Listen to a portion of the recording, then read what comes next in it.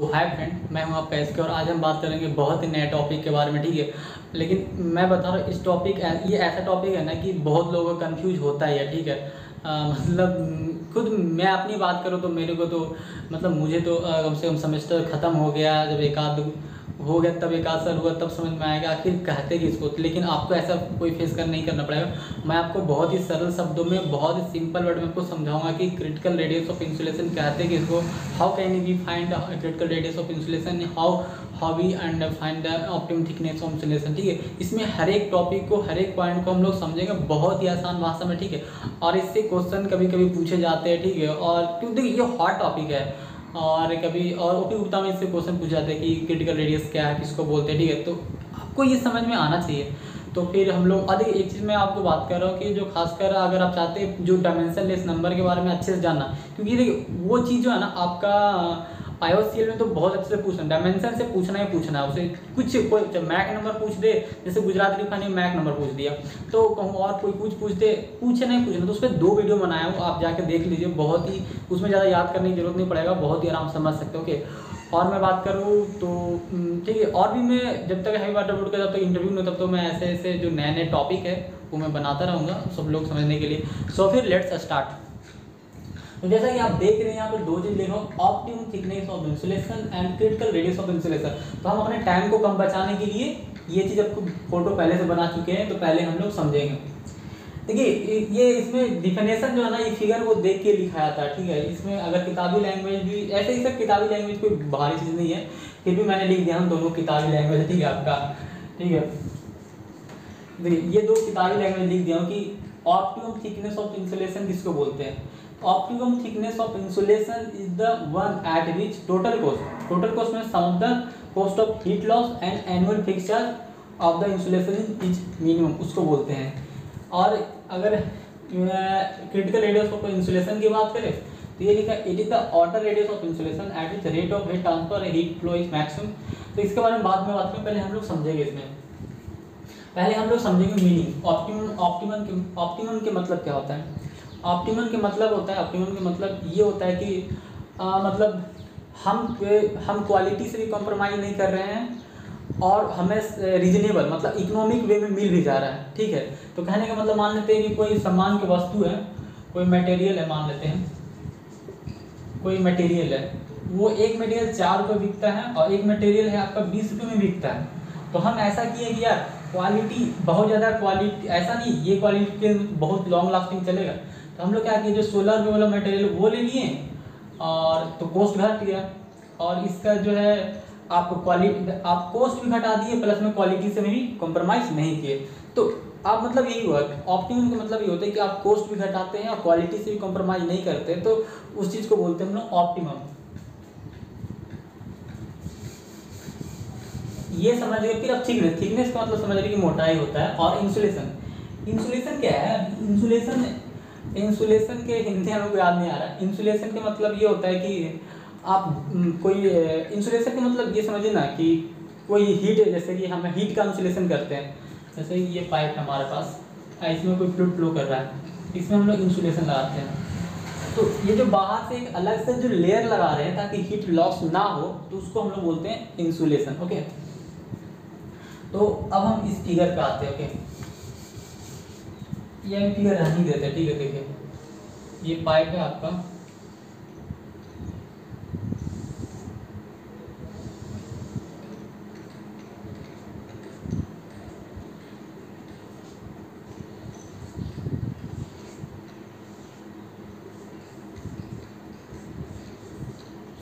तो देखिए ये आपका पाइप है, इसके अंदर आपका कोई फ्लूइड है, हॉट या कोल्ड फ्लो कर रहा है। ठीक है, ये बाहर से इंसुलेशन किया हुआ, मतलब इंसुलेशन इसलिए किया हुआ ताकि इंसुलेशन एक ऐसा मटेरियल है जो कि मतलब चाहे हीट का ट्रांसफ़र हो ना उसमें बहुत कम होता है, तो उसको बोलते हैं इंसुलेशन। हिंदी एग्जैक्ट याद नहीं आ रहा है, इंसुलेटर। ठीक है, तो इधर मान लेते 100 डिग्री जा रहा है, तो हम बाहर का टेम्परेचर आपका 40 डिग्री है, तो हीट का ट्रांसफ़र होने का डर है। तो इसको रोकने के लिए हम लोग पतला सा ऐसा जो मटेरियल लगाते हैं जिसमें हीट का ट्रांसफर बहुत कम हो। तो ऐसा जैसे कि एल्युमिनियम फॉयल होता है, एल्युमिनियम फॉयल तो सपोर्ट के लिए लगाया जाता है। ठीक है, उसके अंदर जैसे कि ग्लास वूल होता है वो लगाया जाता है, ज़्यादा यूज़ किया जाता है। फिर मैग्नीशिया बोला जाता है इस टाइप का, वो यूज़ किया। ग्लास वूल मतलब बहुत ज़्यादा यूज़ किया जाता है, ठीक है। तो ग्लास वूल लगा के प्लस में मतलब एक मिक्सचर आता है, ग्लास थोड़ा सा बहुत ही मतलब ग्लास शीशा का बना रहता है, प्लस में ऊल मतलब ऊन का दोनों बना रहता है, और ये चीज़ में डाल के और उसके बाद एल्युमिनियम फॉयल से उसको चिपका दिया जाता है। एल्युमिनियम फॉयल हम लोग सिर्फ देते हैं सपोर्ट के लिए, उसका कोई और रोल नहीं है, ठीक है। तो सपोर्ट के लिए दीदी इधर दीदी इधर, तो आपका जो हीट लॉस यहाँ से 100 डिग्री जा रहा था, तो आपको मान लेते हैं कि 100 डिग्री तो 95 रहेगा, बाकी थोड़ा बहुत लॉस हो सकता है। तो ये होता है इंसुलेशन। अब हम लोग समझेंगे पहले कि फिक्स चार्ज, फिक्स कॉस्ट किसको बोलते हैं। देखिए आप एक पाइप लगाएं और बाहर में इंसुलेशन दे दिए, बाहर में इंसुलेशन दिए, तो अब कुछ ना कुछ तो उसका कॉस्ट होगा ना। तो जो आपका जो शुरू में जो कॉस्ट हुआ ना इंसुलेशन का, जो शुरू में जैसे कि आप इंसुलेशन मटेरियल का दाम हुआ, प्लस में आपका जो लेबर कॉस्ट आया, ये दोनों को जोड़ दिए ना, ये चीज़ आ गया आपका फिक्स चार्ज। ये इतना तो लगेगा ही, इसमें कोई कंप्रोमाइज़ नहीं है, इसको बोलते हैं फिक्स चार्ज। फिर वैल्यू ऑफ कॉस्ट और है टोटल कॉस्ट। टोटल कॉस्ट में आपका जोड़ हो गया ये भी कि आपका क्या बोलते हैं कि आप ऐसा नहीं होता है कि आप एक बार आप लगा दिए, मतलब में कोई इंसुलेशन लगा दिए तो वो मतलब ज़िंदगी भर चलते रहेगा, नहीं। वो आपका इंसुलेशन मतलब बर्बाद हो जाता है या फिर काम बहुत दिन के बाद नहीं करता, तो उसको हम लोग क्या करते हैं कि बाद में रिप्लेस करते हैं। तो इसमें भी तो ऐड करेंगे ना, ये जो कॉस्ट ऐड हुआ ये दोनों मिलके फिक्स कॉस्ट प्लस में मेंटेनेंस, ये दोनों मिल गया तो आपका टोटल कॉस्ट बन जाता है। तो आई होप फिक्स कॉस्ट समझ गए होंगे। वैल्यू ऑफ कॉस्ट है, वैल्यू ऑफ कॉस्ट करने मतलब ओवरऑल हम शुरू में जो फिक्स कॉस्ट लगाए से और फिर बाद में मेंटेनेंस चार्ज लगाए से वो कैसे भाग रहा है ग्राफ। तो ये चीज़ हो गया वैल्यू ऑफ कॉस्ट है। टोटल कॉस्ट समझ में आ गया है, इंसुलेशन का कॉस्ट इनिशियल कॉस्ट हुआ से प्लस में जो इंसुलेशन में मेंटेनेंस का चार्ज आया साल भर 6 महीना बाद, तो उसके लिए कॉस्ट ऐसे दोनों मिला दें, टोटल कॉस्ट हो गया। फिक्स चार्ज हो गया क्या, जो हम शुरू में जो इन्वेस्ट किए थे इंसुलेशन लगाने में उसको बोलते हैं ऑप्टिमम, मतलब ही समझा चुके हैं। तो ये देखिए ये ग्राफ है, लिखा हुआ टोटल एनुअल कॉस्ट। एनुअल मतलब होता है सालाना क्या कॉस्ट है से, प्लस में थिकनेस ऑफ इंसुलेशन का कितना थिकनेस है। तो देखिए आप इधर बढ़िएगा तो इंसुलेशन का थिकनेस बढ़ेगा, और इधर ऊपर में जाइएगा तो आपका सालाना कॉस्ट बढ़ेगा। तो हम तो चाहेंगे नहीं, हम तो ऐसा ही चाहेंगे कि एक ऐसा समय मतलब एक ऐसा कॉस्ट आए जो कि हम अफोर्ड कर सके। ऐसा नहीं कि हम बहुत ज़्यादा महंगा भी चाहते हैं और या फिर बहुत ज़्यादा लो क्वालिटी भी चाहते हैं। तो ये चीज़ को ध्यान रखने के लिए तो बीच का रास्ता निकलता है, तो जो बीच का रास्ता है ना वही है आपका ऑप्टिमम। तो यही लिखा जाता है। देखिए शुरू में क्या हुआ, एक को जो टोटल कॉस्ट है वो ऐसे घट रहा है, ऐसे जाता है फिर ऐसे जाता है, वैल्यू ऑफ कॉस्ट ऐसे जा रहा और ये ऐसे जा रहा। फिक्स कॉस्ट आपको बढ़ते जा रहा है सालाना धीरे, जैसे शुरू में कम था मतलब 6 महीना 4 महीना 2 महीना, फिर 1 आध साल और जाएगा, ऐसे जाते जाते जाते जाते ये सब बढ़ते जाता है। और ये है थिकनेस, जैसे इधर बढ़ेंगे आपका थिकनेस बढ़ेगा। तो ये एक ऐसा टकरा गया, देखिए ये जो बिंदु टकराया ना, यहाँ पर टकराया इंसुलेशन का कॉस्ट, ये ऑप्टिमम इंसुलेशन हो गया। ये तो इंसुलेशन का ऑप्टिमम मतलब हो गया थिकनेस। और कॉस्ट की बात करें तो देखिए ये आपका हो गया टोटल कॉस्ट हो गया। तो यहाँ पे जो टच किया ना ये आपका हो गया ऑप्टिमम कॉस्ट हो गया, यहाँ पर वैल्यू ऑफ कॉस्ट हो गया ये दोनों का। लेकिन हम लोग thickness optimum thickness of insulation की बात कर रहे हैं, तो हम लोग ऊपर ना जाके नीचे देखेंगे। ये तो इंसुलेशन, यहाँ भी इंसुलेशन है, यहाँ भी है, लेकिन ऑप्टिमम ये तीनों कटा कहाँ पर, देखिए इसका ग्राफ इसका ग्राफ इसका ग्राफ, तीनों को कटा बीच में और बीच से लाइन ड्रा की है, यहाँ आ गया। तो ये आपका जो लाइन आ गया ना थिकनेस ऑफ इंसुलेशन, तो इसीलिए बोला जाता है कि optimum thickness of insulation is the one at which total cost, ये जो कॉस्ट है टोटल कॉस्ट प्लस में टोटल कॉस्ट में कौन कौन चीज़ आता है, sum of the cost of heat, आप कितना हीट लगाए हैं ये सभी चीज़ें देखा जाता है। जो हीट लॉस हो, जैसे कि हम लोग क्या किए, कोई हीट के लिए तो कॉस्ट देना पड़ेगा ना, आपको फ्यूल जलाइएगा तो फ्यूल जलाने से अगर हम कम फ्यूल जलाते हैं और ज़्यादा हमें हीट का लॉस नहीं होगा तो हमें कम यूज़ करना पड़ेगा फ्यूल। सिंपल सी बात है यार कि हम अगर फ्यूल देते हैं, हीट कहाँ से आता है, फ्यूल से आता है। अगर हमारा हीट का लॉस ज़्यादा होगा, ज़्यादा फ्यूल लगेगा ना, तो हम लोग चाहेंगे कि हीट का लॉस कम हो तो फ्यूल कम देना पड़ेगा। तो इसीलिए बोल रहा है sum the cost of heat loss, तो हीट लॉस का जो कॉस्ट है वो कम हो, प्लस में एनुअल फिक्स चार्ज। देखिए ये जो फिक्स चार्ज है ये दोनों का कॉस्ट जो है जहाँ पर ही मिनिमम होता है तो उसको बोलते हैं हम लोग critical thickness of optimum thickness of insulation.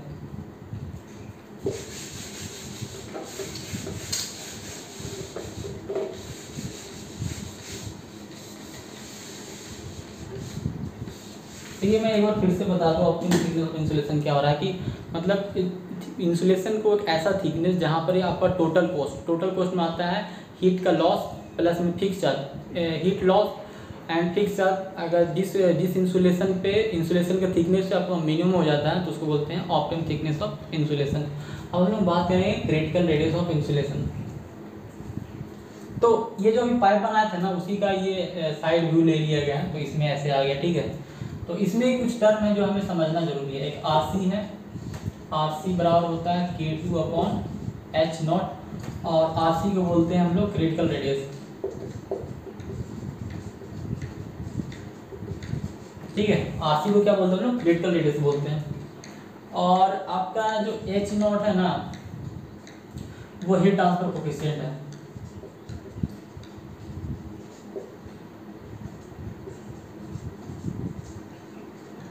आपको पता ही होगा हीट ट्रांसफर कोफिशिएंट क्या होगा कि पर यूनिट एरिया के पर यूनिट थिकनेस में जितना हीट अमाउंट जो फ्लो होता है उसको बोलते हैं हम लोग हीट ट्रांसफर कोफिशिएंट। ओके, अगर थर्मल कंडक्टिविटी की बात क्या करें, थर्मल कंडक्टिविटी क्या होता है कि कोई भी सब्सटेंस है कोई मटेरियल में उसमें कितना हीट फ्लो होता है उसको मेजर करने की एबिलिटी जो होता है उसको बोलते हैं हम लोग थर्मल कंडक्टिविटी, जिसको K से डिनोट करते हैं। ओके, तो इसमें ये चीज़ आपको समझना बहुत ज़्यादा जरूरी है। देखिए आरसी बराबर होता है K2/H0।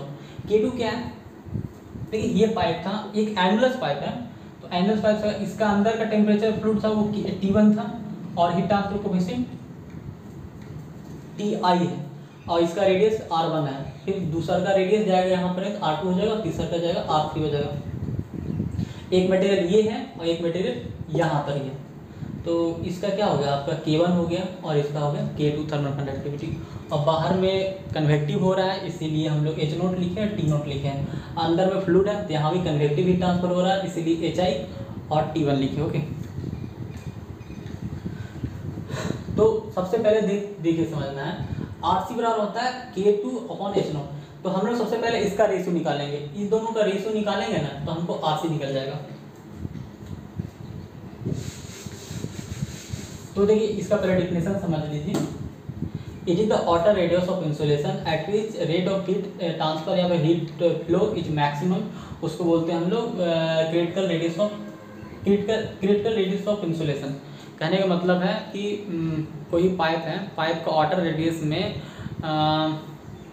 जिस इंसुलेशन में मैक्सिमम हीट फ्लो होता है या फिर हीट लॉस होता है तो उसको बोलते हैं हम लोग क्रिटिकल रेडियस ऑफ इंसुलेशन। एक बार फिर से ध्यान, पाइप के आउटर रेडियस पे, पाइप के आउटर रेडियस के इंसुलेशन पे जिस इंसुलेशन पे मैक्सिमम हीट का लॉस होता है या फिर हीट का ट्रांसफर होता है तो उसको बोलते हैं क्रिटिकल रेडियस ऑफ इंसुलेशन।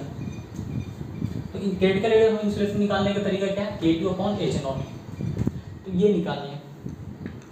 अब बात आता है कि इसमें दो चीज टर्म आता है। देखिए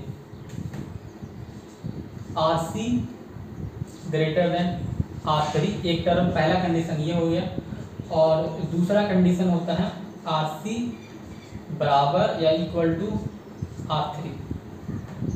देखिए यहाँ पर समझिएगा ये दो टर्म बहुत ज़्यादा इंपॉर्टेंट है। अगर ये दो टर्म आप समझ जाते हैं ना तो आपको क्रिटिकल रेडियस ऑफ इंसुलेशन समझ में आ जाएगा। तो RC निकालने का तरीका बता चुके हैं K2/H0। अब R3 आप देख रहे हैं ये है आपका R3। जब मान लेते हैं कि RC का मान R3 से बड़ा है, RC का मान, देखिए एक चीज़ मैं आपको बताता हूँ। ऐसे नॉर्मली क्या लगता है कि एक कोई पाइप है, अगर उस पर इंसुलेशन किए, उसमें हम इंसुलेशन किए और करते गए तो हमें लगता है कि चलो अगर 10 सेंटीमीटर के करते हैं तो 10 सेंटीमीटर के करते तो हमें हीट का लॉस कम होगा, 20 सेंटीमीटर करेंगे तो और लॉस कम होगा, 30 सेंटीमीटर का तो और लॉस कम होगा। ये जो सोच है ना ये गलत है, ये ऐसा नहीं होता है।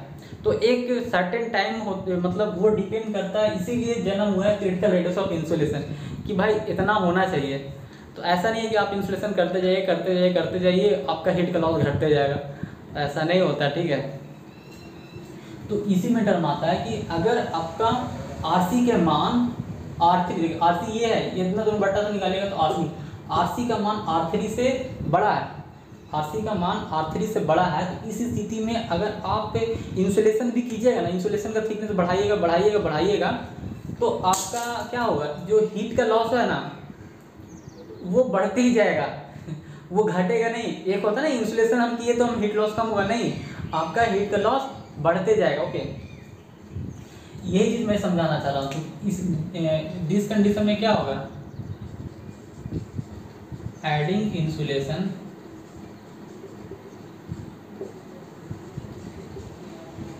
Heat loss will increasing,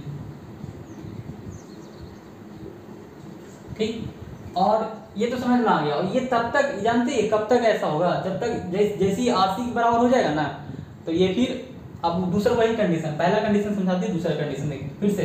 RC के मान अगर R3 से बड़ा है, किसी चीज़ में इंसुलेशन अगर आप बनाते बढ़ाते जा रहे हैं तो हीट लॉस घटेगा नहीं और बढ़ते जाएगा। और ये कब तक होगा, जैसे ही RC का मान R3 का मान चाहे कम रहे, अगर RC का मान R3 से कम है, कम तो बराबर हो गए, दोनों बराबर ही हो जाएगा। तो अगर RC का मान R3 से कम है या फिर बराबर है, RC का मान R3 से कम है या फिर बराबर है, इस स्थिति में अगर आप करते हैं इफ एडिंग इंसुलेशन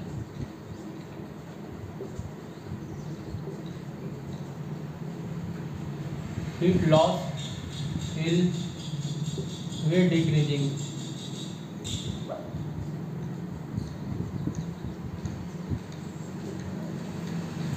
तो देखिए क्या होगा, अगर RC के मान R3 के बराबर या फिर उससे छोटा होगा तो उस समय हीट का लॉस जो है आपका वो घटेगा, अगर उस समय इंसुलेशन करते तो हीट का लॉस घटेगा। तो बेसिकली ये था आपका दो चीज़ जो बहुत इंपॉर्टेंट टॉपिक था जो मैंने समझा दिया। सो फिर मिलते हैं नेक्स्ट वीडियो में। So thank you for watching video.